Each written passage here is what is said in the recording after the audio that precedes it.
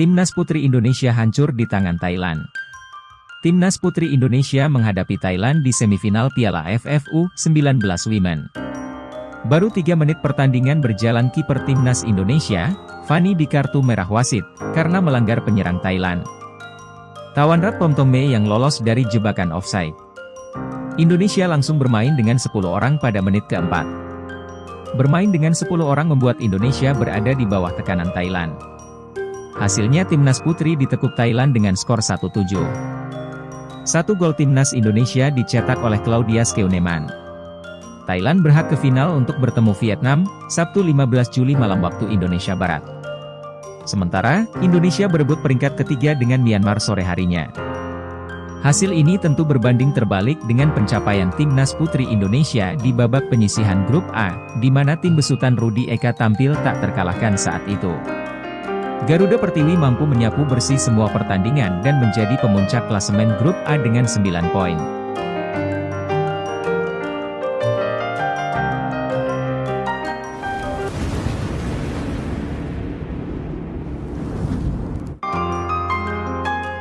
Bali United tidak melanjutkan kerjasama dengan Brawanuri.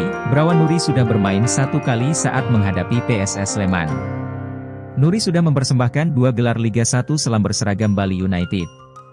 Setelah mendepak Nuri, Bali langsung mendapatkan gelandang baru, yaitu Mohamed Rashid. Mohamed Rashid adalah mantan pemain Persib Bandung pada masa musim 2022 lalu. Persija Jakarta secara resmi mengumumkan perekrutan anyarnya Maciej Gajos. Gelandang asal Polandia tersebut diperkenalkan sebagai pemain baru yang tentunya mengisi kuota pemain asing yang masih ada di skuad berjuluk Macan Kemayoran tersebut. Maciej Gajos dalam video tersebut akan menggunakan nomor 10, peninggalan Hanno Behren. Mark Klok sedih tidak masuk dalam daftar pemain yang pernah mengenakan nomor punggung 10 di Persija Jakarta. Dalam beberapa tahun terakhir, gelandang Persib Bandung itu pernah memperkuat Persija di musim 2021. Namun terhenti karena masalah COVID-19. Namun Mark Klok mampu mempersembahkan trofi Piala Menpora saat pramusim.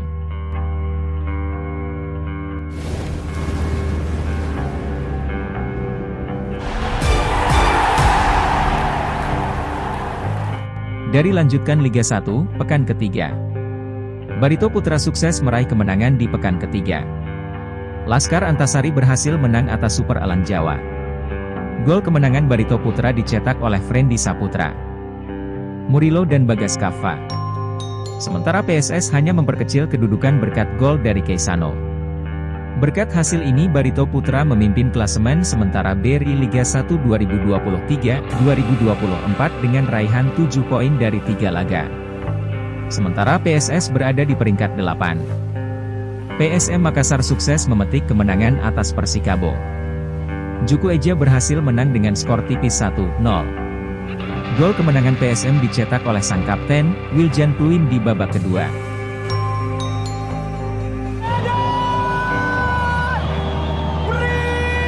Persib Bandung kembali mendapatkan hasil imbang saat menghadapi Dewa United.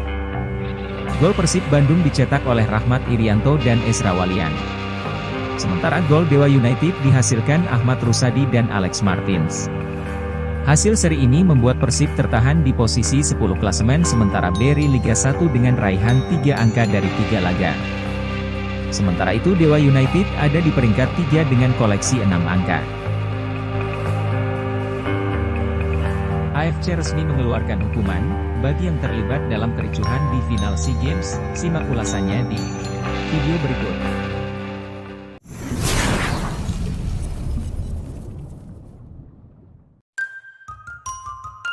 Tiga pemain Timnas U22 SEA Games kena sanksi. 2 rival Timnas Indonesia mundur dari Asian Games 2023. Seleksi Timnas U17 ikut dipantau Presiden Jokowi. Diisukan hengkang, Pratama Arhan jadi starter di Piala Kaisar. Simak informasi selengkapnya di Siaran Bola.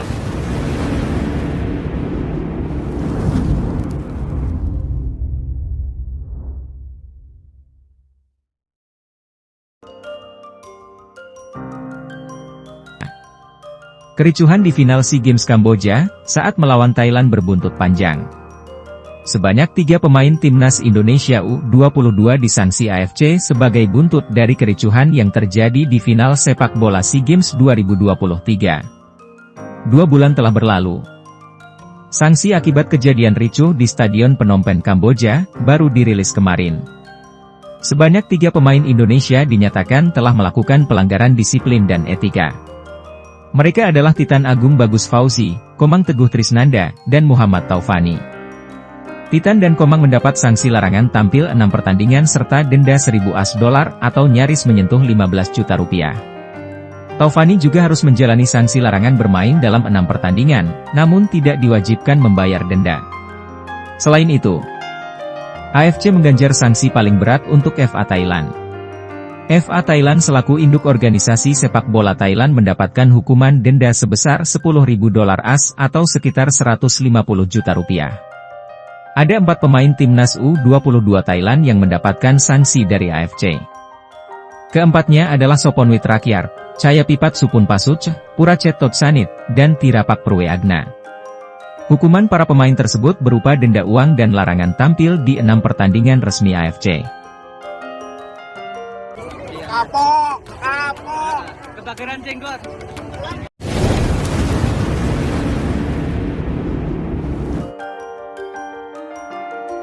Dua pesaing timnas Indonesia mengumumkan mundur dari Asian Games 2023.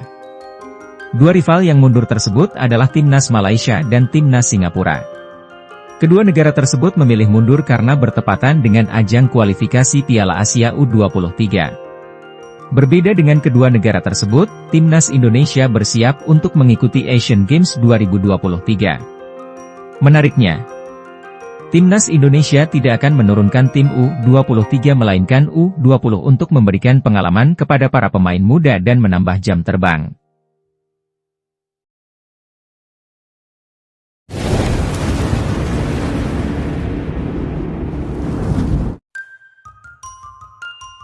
Timnas U17 tengah menjalankan seleksi untuk persiapan menjelang Piala Dunia U17, yang akan dilaksanakan di Indonesia.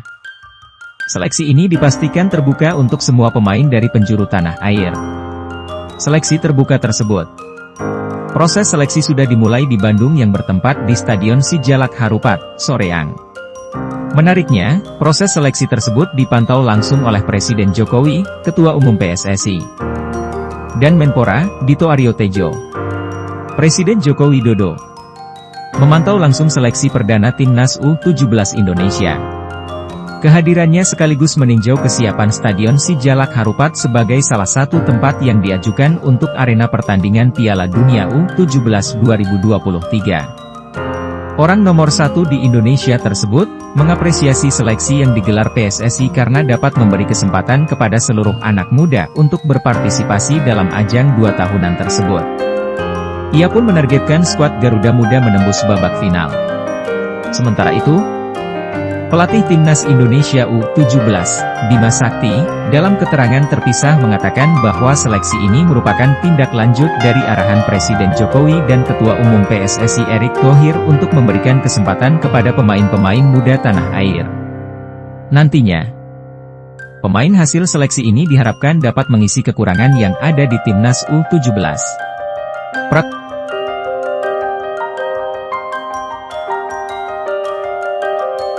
Pratama Arhan diisukan siap kembali bermain di Indonesia. Menurut berita yang beredar, klub Liga 1, Persija Jakarta, siap mendatangkan Pratama Arhan dari Tokyo Verdy.